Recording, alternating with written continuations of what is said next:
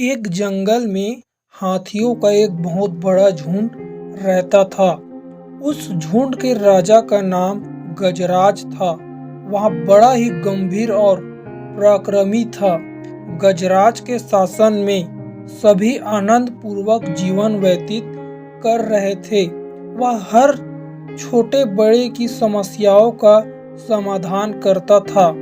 एक बार उनके क्षेत्र में वर्षा न होने के कारण सूखा पड़ गया। जंगल के सभी जानवर बहुत परेशान हो गया और पानी और खाने के लिए तरसने लगे। सभी हाथियों ने गजराज को कोई उपाय करने के लिए कहा, क्योंकि अब हाथियों के बच्चे भी बूंद बूंद पानी के लिए तरसने लगे थे। गजराज की सारी समस्याएं पहले से ही पता थी, पर उसे कुछ उपाय नहीं सूझ रहा था। तभी एक बुजुर्ग हाथी ने कहा, मेरे दादाजी के समय भी इसी तरह का सूखा पड़ा था। तब उसके समय हाथियों का झुंड पश्चिम दिशा की तरफ गया था और वहाँ एक विशाल झील है जिसका पानी कभी नहीं सूखता। बुजुर्ग हाथी का सुझाव गजराज और पूरे झुंड को पसंद आया। सभी ने वहां जाने का निश्चय किया। दिन में तो बहुत गर्मी थी, इसलिए सभी रात में सफर करने की बात कहते हैं और कुछ दिनों के सफर के बाद उस झील तक पहुंच गए। सभी ने जी भर पानी पिया और स्नान किया। झील के आसपास बड़ी संख्या में खरगोश भी रहते थे। हाथियों के आने से उन पर सामत आ गई।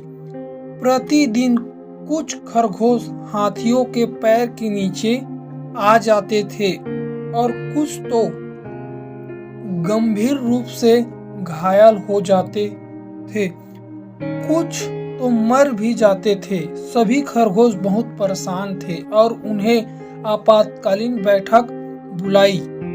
बैठक में इस तरह के विचार रखे गए कि खरगोश ने इस स्थान को छोड़कर कहीं और जाने की सलाह दी, तो किसी ने हाथियों से बदला लेने की बात कही।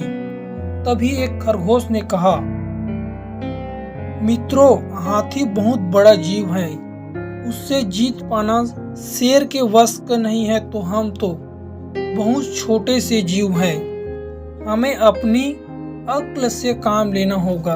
हमें होशियारी से काम लेकर हाथियों को यहाँ से भगाना पड़ेगा। जिसके पश्चात उस खरगोश ने सभी को एक योजना बतलाई। सभी खरगोशों को उसकी योजना पसंद आई और उस पर अमल करने का निश्चय किया।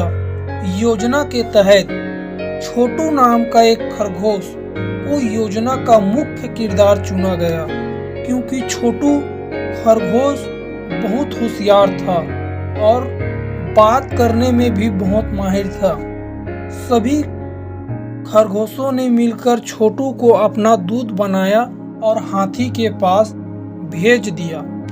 छोटू खरगोश एक ऊंचे टीले पर जाकर बैठ गया। इसी टीले के पास से हाथी पानी पीने जाते थे। जैसा ही हाथियों का झुंड टीले के पास से गुजरा तो छोटू बोला, हे गजराज, मेरा नाम छोटू है और मैं चंद्रदेव का दूत हूँ। चंद्रमा हमारे स्वामी हैं और मैं उनका संदेश लेकर आया हूँ। गजराज और उसका झुंड वहां रुक गया और छोटे से खरगोश की बात सुनकर गजराज ने पूछा, अरे भाई, तुम क्या संदेश लाए हो? छोटू खरगोश बोला, आपका झुंड इस तालाब के पास आकर रहने लगे हैं, जिसके कारण यहाँ रहने वाले कई खरगोशों की हाथियों के पैर के नीचे आने से मौत हो गया या घायल हो गए हैं। यह सब देखकर हमारे आराध्य चंद्रदेव बहुत नाराज हैं और अगर हाथियों का झुंड इस स्थान को छोड़कर नहीं गया तो आपको श्राप दे देंगे।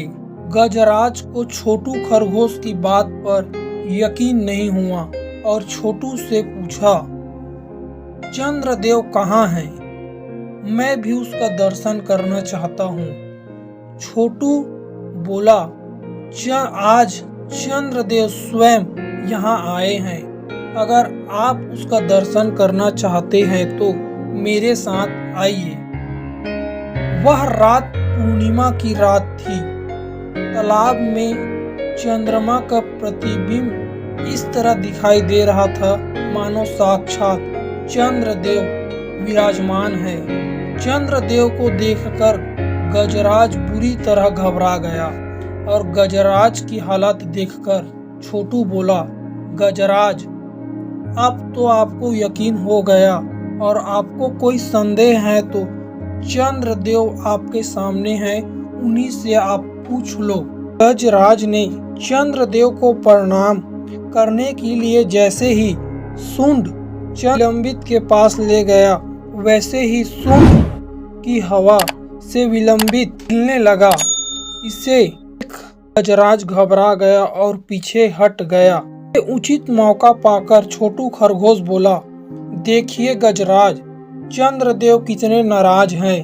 वो आपका प्रणाम भी स्वीकार नहीं कर रहे हैं। भला इसी में है कि आप जल्द से जल्द अपने झुंड के साथ इस स्थान को छोड़कर कहीं और चले जाए, नहीं तो चंद्रदेव के क्रोध से और श्राप से आपको कोई नहीं बचा सकता। छोटू की बात सुनकर और भय के कारण गजराज और उनका झुंड उस स्थान को छोड़कर चला गया। हाथियों के जाते ही खरगोश में खुशी की लहर दौड़ गई और चारों तरफ छोटू खरगोश की जय जयकार होने लगा। हाथियों के झुंड के जाने के कुछ दिन बाद बारिश शुरू हो गया और जल संकट समाप्त हो गया। इस तरह खरगोश और हाथी सभी खुशी खुशी रहने लगा। खरगोश और हाथी की कहानी से हमें सीख मिलती है कि चतुराई से कई गुना अधिक बलशाली को भी हराया जा सकता है और बड़ी सी बड़ी मुसीबत को छुटकारा पाया जा सकता है।